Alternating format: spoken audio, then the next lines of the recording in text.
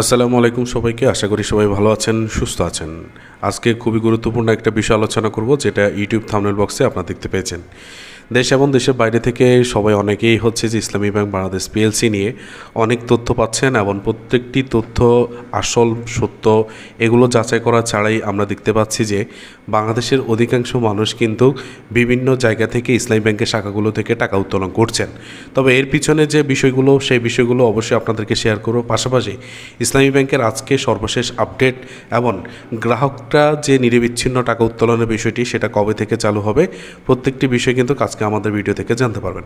আপনারা জানেন যে ইসলামী ব্যাংকের বর্তমান যে পরিস্থিতি দাঁড়িয়েছে, সেটা মূলত হচ্ছে ইসলামী ব্যাংকের বিগত সময় যে চেয়ারম্যান ছিল, গতকালকে যে চেয়ারম্যান ছিল মোহাম্মদ খুরশিদ আলমকে নিয়ে যে বিক্ষোভ সমাবেশ বা আন্দোলন ছিল, সেই আন্দোলনকে কাটিয়ে যে নতুন আপডেট এসেছে, সেই আপডেট কিন্তু আজকে আপনারা বিস্তারিত জানতে পারবেন। তাই অবশ্যই পুরো ভিডিওটি দেখবেন। আশা করি প্রত্যেকটি বিষয় আপনাদেরকে বুঝিয়ে বলার চেষ্টা করব। ওকে, চলে যাচ্ছি আমাদের আজকের যে বিষয়টি সেখানে। আর আজকের আলোচনার বিষয় হচ্ছে ইসলামী ব্যাংক আপডেট সর্বশেষ যে 15 জুন 2026 আজকের তারিখে আমরা আজকে আলোচনা করছি।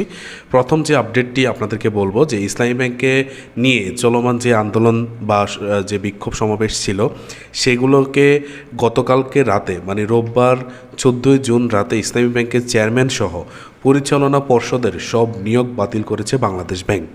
ব্যাংক কোম্পানি আইন 1991-এর 47(3) ধারা বাংলাদেশ ব্যাংকের নির্বাহী পরিচালক মোহাম্মদ জহির হোসেন পর্ষদের যাবতীয় ক্ষমতা প্রয়োগ ও দায়িত্ব পালন করবেন। এই ক্ষেত্রে গভর্নরের আশ্বাস, মানে বর্তমান চলমান যে ইসলামী ব্যাংকের বিষয়, সে বিষয়ে বাংলাদেশ ব্যাংকের বর্তমান যে গভর্নর আছেন মোস্তাকুর রহমান, তিনি জানিয়েছেন ইসলামী ব্যাংকের গ্রাহকদের আমানত পুরোপুরি নিরাপদ রয়েছে, আতঙ্কিত হওয়ার কোনো কারণ নেই এবং প্রয়োজনীয়তা সহায়তা অব্যাহত থাকবে। বাংলাদেশ ব্যাংকের পক্ষ থেকে যে পদক্ষেপ, সেই পদক্ষেপ হচ্ছে বাংলাদেশ ব্যাংক বলছে তারল্য সংকট মোকাবেলায় প্রাথমিকভাবে 2,500 কোটি টাকার সহায়তা দিয়েছে বাংলাদেশ ব্যাংক। চেয়ারম্যান নিয়োগকে কেন্দ্র করে সৃষ্টি হওয়া আস্থাহীনতার কারণে গ্রাহকদের ব্যাপক আমানত প্রত্যাহারের পরিপ্রেক্ষিতে এই সহায়তা দেওয়া হয়েছে। ব্যাংক মোট 10,000 কোটি টাকা চেয়েছিল। সংকটের পেছনে যে মূল কারণটি, সেটা আপনাদেরকে বিগত সময় বলেছি, আবারও বলছি। গত 24শে মে ইসলামী ব্যাংকের চেয়ারম্যান জোবাইদুর রহমান ও ব্যবস্থাপনা পরিচালক ওমর ফারুক খান পদত্যাগ করার পর বাংলাদেশ ব্যাংক দ্রুত খুরশিদ আলমকে চেয়ারম্যান হিসেবে নিয়োগ দেয়।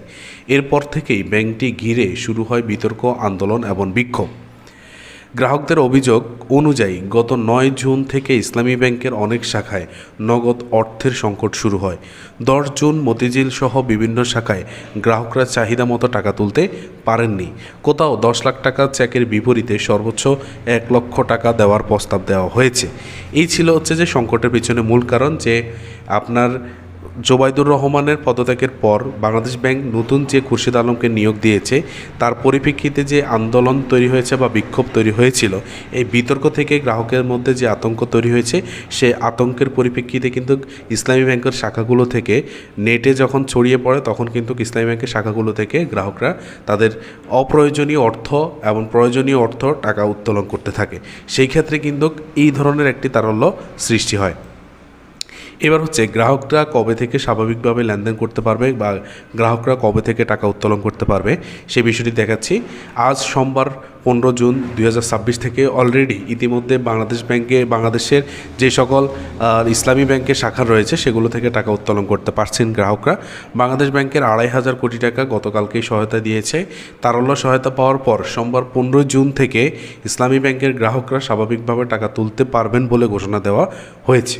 বাংলাদেশ ব্যাংক থেকে তারল্য সহায়তা পাওয়ার পর ব্যাংকটি ভারপ্রাপ্ত ব্যবস্থাপনা পরিচালক এমডি আলতাফ হোসেন গ্রাহকদের আশ্বস্ত করে বলেন যে এখন থেকে নিরবিচ্ছিন্নভাবে তারা টাকা তুলতে পারবেন। এবং বাংলাদেশ ব্যাংকের থেকে বলা হয়েছে যে তারা যে সহায়তা করেছে, সেই সহায়তা কিন্তু পরবর্তীতে বা অদূর ভবিষ্যতে অব্যাহত থাকবে। সেক্ষেত্রে অবশ্যই আপনারা যারা ইসলামী ব্যাংকে অ্যাকাউন্ট করেছেন বা বিভিন্ন জায়গা থেকে নিউজ পাচ্ছেন, এমনকি দেখা যাচ্ছে কি কিছু নিউজ পোর্টাল আছে এমন কিছু তথ্য শেয়ার করছে যেগুলো একেবারেই গুজবের তালিকায় পড়ে। অনেকে এমনভাবে সাজিয়েছেন যে ইসলামী ব্যাংক দেউলিয়া হয়ে গেছে। আপনাদেরকে মনে রাখতে হবে, একটা ব্যাংক সহজে বা খুব সহজেই কিন্তু দেউলিয়া হওয়ার কোনো আশঙ্কাই নেই। আর তাছাড়া আপনারা জানেন যে বিগত সময় যদি আমরা হিসাব করি, স্বাধীনতার পর থেকে এখনও পর্যন্ত বাংলাদেশে কোনো প্রকার কোনো ব্যাংক দেউলিয়া হয়নি, আর ভবিষ্যতেও হবে না, সেটা আমরা বারবারই বলে যাচ্ছি।